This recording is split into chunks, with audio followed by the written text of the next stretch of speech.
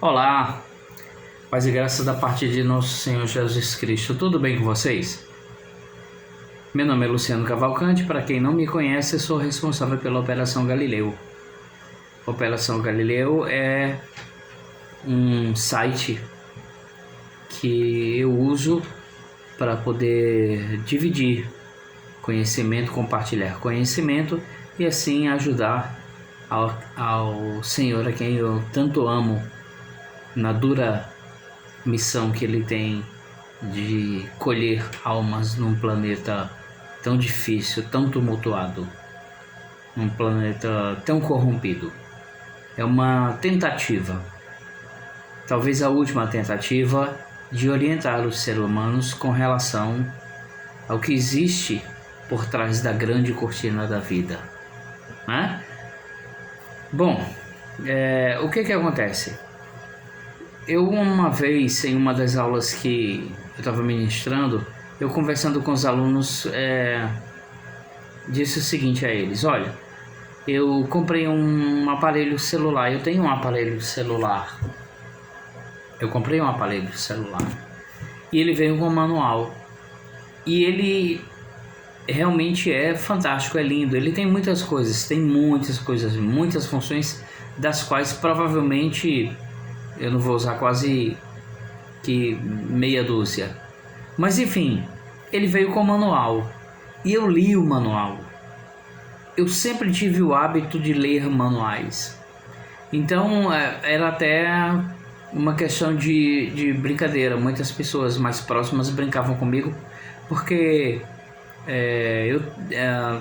comprando medicamentos, por exemplo, alguns medicamentos, a primeira coisa que eu gostava de fazer e gosto de fazer é ler a bula, para saber do que é feito, para que é feito, para saber para que serve, quais as reações adversas e blá blá blá blá blá blá blá blá blá.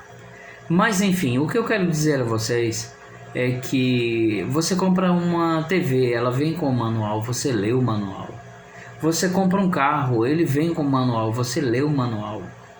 Você veio para esse planeta, você foi forjado pelas mãos de um ser incrível chamado Yahvé. Alguns o chamam de Deus, outros o chamam de o grande eu sou, Jeová, enfim. Sinta-se à vontade para chamar da forma que você achar que deva. O fato é que esse ser que te criou mandou junto ou deixou para que você pudesse nortear suas coisas e utilizar à medida que fosse necessária o seu manual. Você tem um manual. Olha, eu vou te falar. Você pode servir a religião que for. Não faz a menor diferença. Se você é um cristão, o cristão, ele tem a obrigação, não é um favor. Entenda, com o tempo, você vai entender, você vai entendendo, e quando chega à maturidade, você termina entendendo de forma mais fácil que, querendo ou não querendo, tudo, absolutamente tudo com relação a Deus vai se cumprir. Está se cumprindo bem debaixo do seu nariz. Mas nós temos uma habilidade nata de querer fingir que uma coisa não está acontecendo, quando na realidade ela está acontecendo sim. É uma forma de tentar fugir da questão. Você entende como funciona? Palavra. Cristão. Se você é cristão, você tem a obrigação de conhecer a Bíblia. Você tem a obrigação de entender a Bíblia. Preste atenção.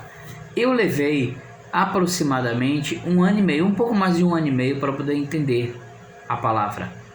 Uns chamam de espada, outros chamam de a palavra, outros chamam de a Bíblia, não importa, não faz diferença. O que faz a diferença na realidade é que a Bíblia é o seu manual. E querendo ou não, se você é cristão, você tem a obrigação de conhecer.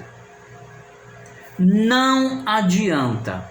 Eu seria extremamente hipócrita se estivesse dizendo a você que frequentando as igrejas, que indo para a igreja final de semana, que andando com a medalhinha pendurada no pescoço, que sendo ungido, que sendo isso, que sendo aquilo, você seria protegido, devidamente protegido, e mais do que isso, principalmente, você voltaria para casa em paz.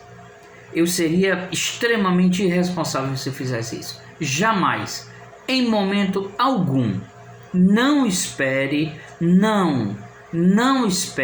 voltar para casa em paz, não espere ter as suas orações acolhidas por nosso Senhor, se você não conhecer a palavra. Não espere enfrentar os reverses da vida se você não conhecer a palavra. E o mais grave é que, quando você não conhece a palavra, você automaticamente vira refém de quem conhece. Entendeu onde é que está o problema? Igrejas abarrotadas, zilhões de denominações diferentes, cristãos altamente fracos diante de Deus, agindo como se Deus fosse algo sobrenatural, agindo como se a Bíblia fosse um livro de magia, um livro mágico, sei lá, não sei o que pensam a respeito, um livro místico. Não! A Bíblia é o seu manual e você tem a obrigação. Veja, repito, se você é cristão, se você se diz cristão, não interessa qual a sua denominação, não interessa se você segue Jesus, não interessa se você segue Maria, não interessa se você segue José, não interessa, não faz a menor diferença se você não conhece a palavra. Preste atenção, a palavra, ela foi deixada por Deus para nortear a sua vida. Através do Evangelho, você encontra a resposta para todas as perguntas que um ser humano pode fazer. Veja como as coisas são surreais. Veja como isso é tão fácil, é uma coisa tão fácil e ao mesmo tempo tão difícil de se entender. Se você conhece a palavra, muitas das coisas que você pratica hoje, muitas das coisas que você mantém hoje, norteando a sua vida no campo espiritual, estão na realidade completamente fora do desejo de Deus. Hoje, você não precisa ser nenhum grande teólogo, nenhum grande conhecedor da palavra, nenhum espetacular pregador, para entender que nós estamos em rota de colisão com Deus. E nada nesse planeta, ninguém na face desse planeta vai evitar esse confronto com Deus. Ele, na realidade, já está ocorrendo. Há alguns anos, a humanidade entrou num processo grave, muito grave, de desconstrução. A estrutura familiar, ela tem sido atacada dia e noite. Novos modelos de família têm sido imputados à sociedade como uma coisa absolutamente normal, quando, diante da criação, são meras aberrações, são coisas que Deus jamais permitiria, de forma alguma. É preciso que você entenda que nós não estamos falando aqui de um aspecto religioso. Eu Luciano, me eximo da obrigação de ligar, de conectar qualquer coisa que eu disser a qualquer tipo de religião, a qualquer viés ideológico que tenha a sua base fundamentada em religião. Eu não sigo religiões. Entendem? Parece complexo de entender, não é verdade? Mas eu não sigo religião alguma. Evidentemente, a minha fé e o meu entendimento são norteados pelo conhecimento que eu tenho e que me fora dado por uma criatura inacreditável chamada Jesus, Yeshua, se você preferir, Filho do Deus vivo, que, por um motivo desconhecido, encontrou graça diante dele. Encontrou graça em mim diante dele. Não me pergunta por quê. Porque se nós reunirmos aqui todos os pecados da humanidade, espremer, torcer, não dá 1/3 dos pecados que eu sou capaz de cometer. E zilhões deles eu cometo, mesmo sabendo que estou fazendo alguma coisa errada. Vocês entendem?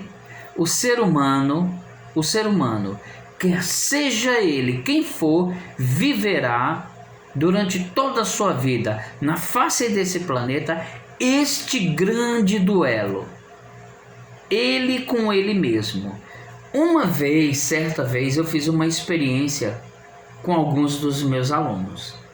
No lugar, eu coloquei um espelho e ao redor desse espelho eu coloquei uma cortina. E conversando com eles a respeito disso, eu disse: eu vou apresentar a vocês o pior inimigo que vocês possam imaginar na face da Terra.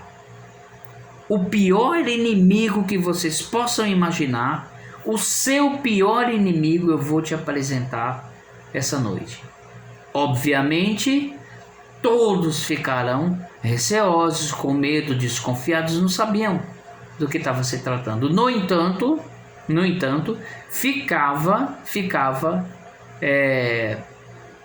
feito o pacto entre eu e os alunos de que cada um que passasse por esse processo sairia da sala e só voltaria depois quando eu chamasse todo mundo, quando todo mundo tivesse passado pelo processo.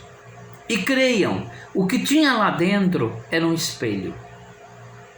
E quando a pessoa entrava, se deparava com ela mesma.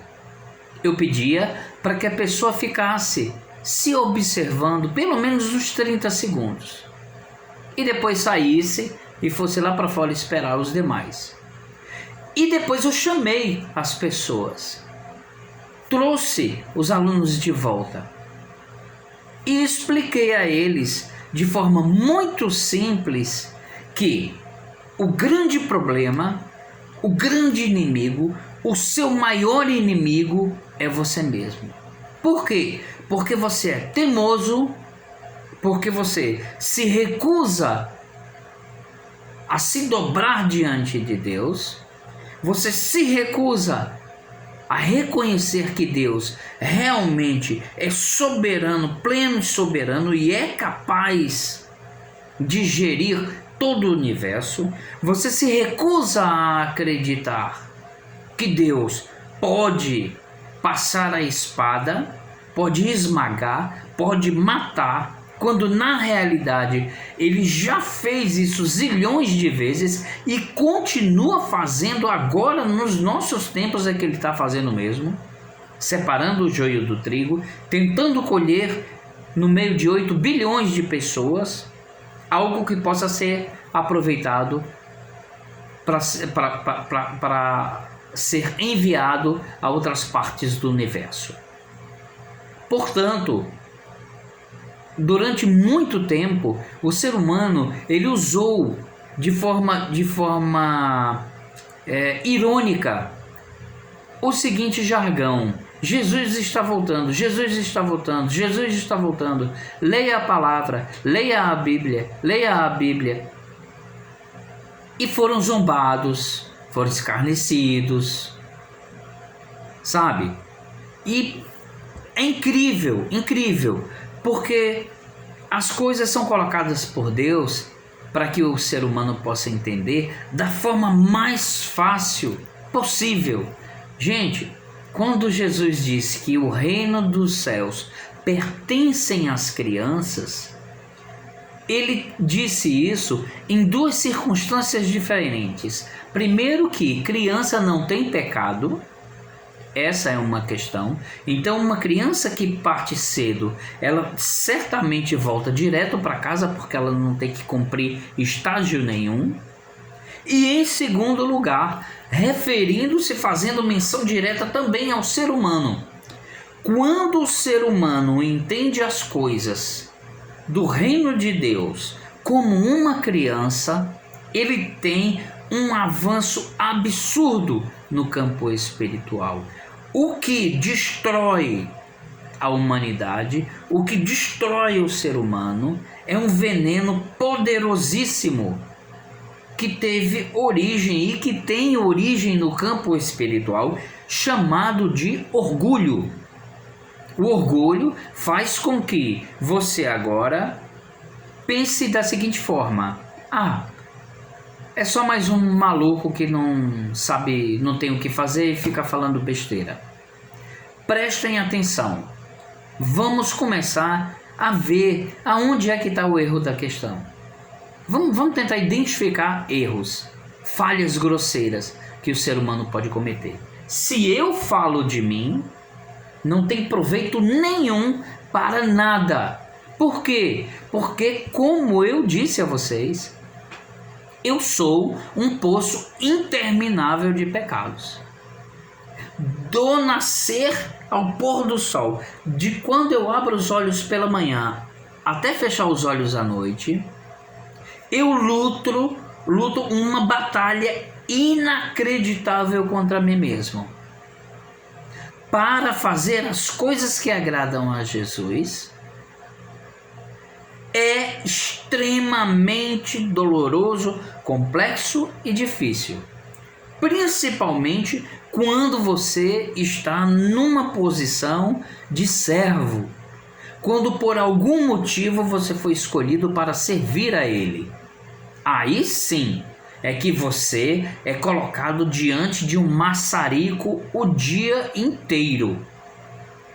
E quem vive no campo espiritual, quem vive entre as duas dimensões, sabe exatamente do que eu estou falando. Hoje eu oro por uma pessoa. Amanhã, certamente, eu terei uma ressaca espiritual inacreditável. Ainda não entendi essa parte da questão. Mas como eu disse a vocês, estou numa jornada, aprendendo. Até meu último suspiro eu vou estar aprendendo aqui nesse planeta. E todo o meu entendimento, todo o meu conhecimento vai ser sim passado para vocês. Não é uma questão de concordar ou deixar de concordar.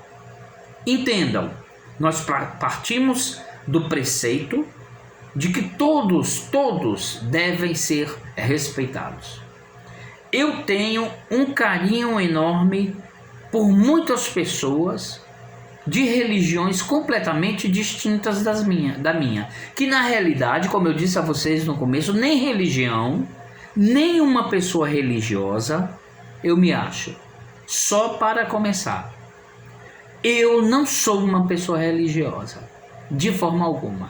Porém, entretanto, todavia, contudo, há um ser que eu amo de forma descomunal. Um ser chamado Jesus, com quem eu aprendi a conviver, com quem eu aprendi a conversar, com quem eu aprendi a interagir, com quem eu aprendi sobre muitas coisas da vida, quem me ensinou tudo que existe dentro desse livro, dentro desse manual. Por quê? Porque quando eu comecei a minha jornada, a primeira coisa que me foi ordenada foi que eu começasse a ler as Escrituras. A partir da primeira folhinha, não do Novo Testamento. Aliás, aqui vai uma colocação extremamente necessária. Quando eu comprei a minha primeira Bíblia, a minha primeira espada, eu perguntei a um pastor que eu amo de verdade e que até hoje ele está no campo de guerra. Eu perguntei a ele: pastor, eu estou com um problema.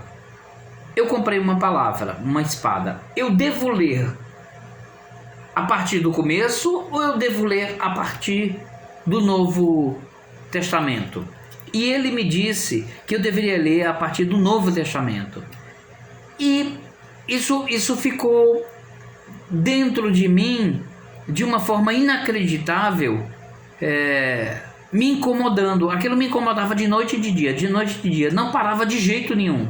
E eu me sentia incomodado. Eu ia ler a Bíblia, mas não conseguia. Eu tentava ler a Bíblia, mas não conseguia. Eu me perdia. Até que um dia, sozinho no quarto, eu me apresentei a Deus. Chamei Deus para conversar. Como deve ser? Como é que se conversa com Deus? Ninguém vai ao Pai senão por mim. É inútil, entenda, é inútil tentar falar com Deus através de quem quer que seja. Você não vai conseguir ser ouvido se não for através de Jesus Cristo. Se alguém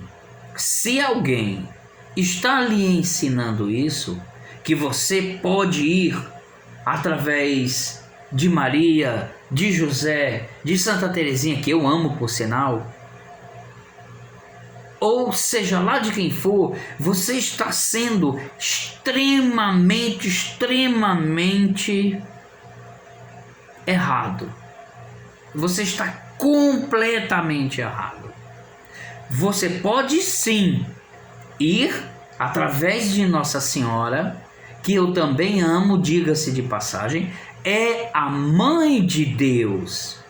Não importa o que você acha ou deixa de achar, Maria é a mãe de Deus e ponto final. Maria deu à luz a Jesus, filho de Deus, ponto final. Não há o que se discutir sobre isso.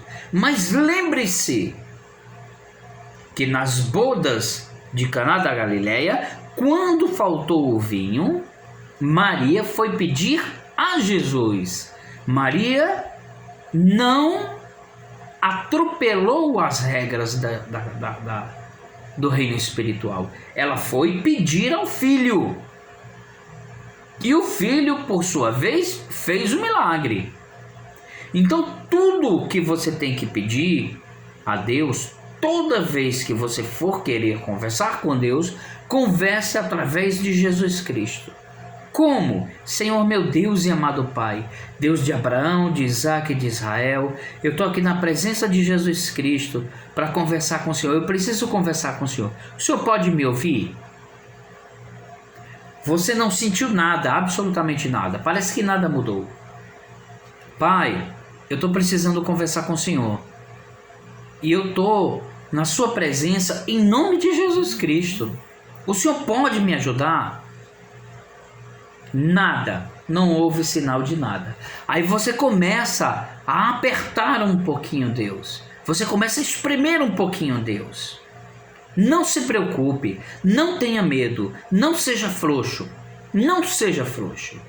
A palavra diz que o reino de Deus se toma à força. Lembre-se que Jacó lutou com Deus para arrancar das mãos de Deus as bênçãos a que ele tinha direito. Você entende isso? Uma coisa tão simples. É preciso que você entenda. Você tem que entender. Para conversar com Deus, primeiro você tem que entrar na presença de Jesus. Jesus, me ajuda, eu estou precisando falar com Deus. Deus, o Senhor pode me ouvir? Insista.